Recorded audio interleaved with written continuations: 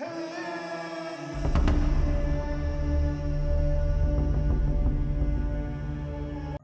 అండి, అందరూ ఎలా ఉన్నారు? ముందుగా అందరికీ నూతన సంవత్సర శుభాకాంక్షలు. నేను యూట్యూబ్లో చాలా వీడియోస్ చూశాను. అన్నిట్లోనూ rich family, rich life, rich kids అని వీళ్ళవే ఎక్కువగా చూసా తప్ప మధ్యతరగతి జీవితాల గురించి ఎక్కడా లేదు. అందుకే నేను ఇప్పుడు మన మధ్యతరగతి జీవితాల గురించి వాళ్ళు ఎలా జీవిస్తారో అనేది షేర్ చేసుకుందాం అనుకుంటున్నాను. నేను ఇప్పుడు చెప్పే మాటలన్నీ నేను రోజు నా కళ్ళతో చూసేవే. ఎందుకంటే నేను ఒక మధ్యతరగతి నాన్నని కాబట్టి. ఎందుకో తెలియదు, ఈరోజు సరదాగా అలా బయటకు వెళ్తుంటే ఒక నాన్న తన 4 సంవత్సరాలు అనుకుంటా తన కొడుకుని బైక్ మీద సరదాగా అలాగా తిప్పుతూ ఉంటే వాళ్ళ కొడుకు ముఖంలో తెలియని ఆనందం చూసి వాళ్ళ నాన్న ముఖంలో కూడా ఆనందం. కానీ దాంతోపాటు నేను చిన్నపాటి కన్నీళ్ళు కూడా చూసా వాళ్ళ నాన్న ముఖంలో. నాకు అప్పుడు అర్థమైంది, ఆ నాన్న ముఖంలో కనిపించే ఆ ఆనందం వెనుక ఎన్నో ఆలోచనలు, ఎన్నో బాధ్యతలు చాలా లోతుగా పాతుకుపోయాయి. ఈ నాన్నలంతా ఇంతేనండి, తన కుటుంబం కోసం చేయని పని అంటూ ఉండదు.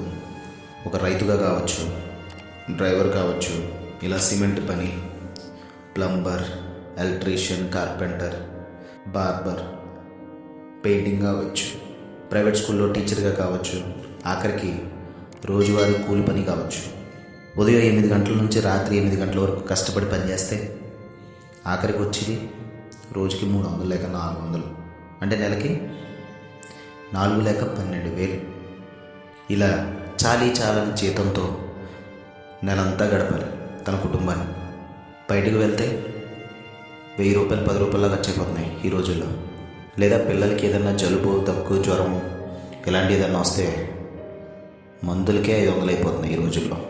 ఇంకా హాస్పిటల్కి అంటారా, ఇంకా చెప్పాల్సిన అవసరం లేదు, 2,000 ఈజీగా అయిపోతాయి. ముఖ్యంగా పిల్లల చదువులు. మనం ఎలాగో చదువుకోలేదని అప్పైనా చేసి చదివించే మధ్యతరగతి నాన్నలు ఉన్నారు. స్తోమత లేక గవర్నమెంట్ స్కూల్లో, గవర్నమెంట్ కాలేజీల్లో చదివించే నాన్నలు ఉన్నారు.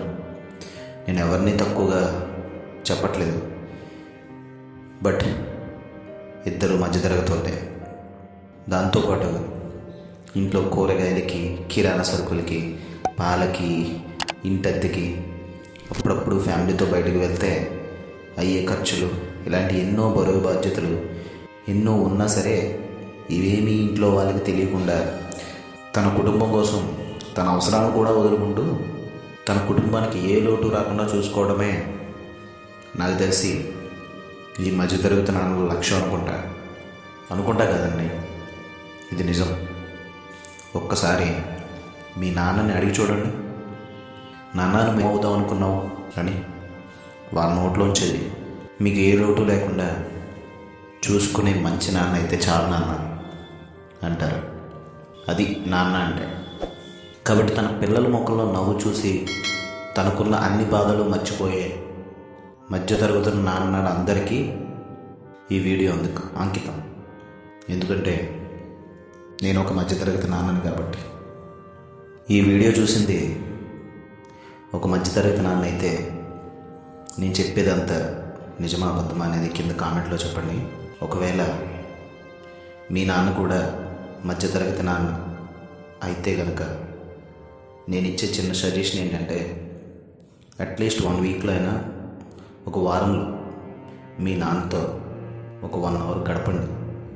తనకున్న ఈ బరువు బాధ్యతలు మీతో పాటు ఒక 1 అవర్ స్పెండ్ చేస్తే నాకు తెలిసి తనకున్న బాధలన్నీ మర్చిపోయే అవకాశం ఉంటుంది. Okay, thanks for watching my video. Please subscribe my channel. Signing off.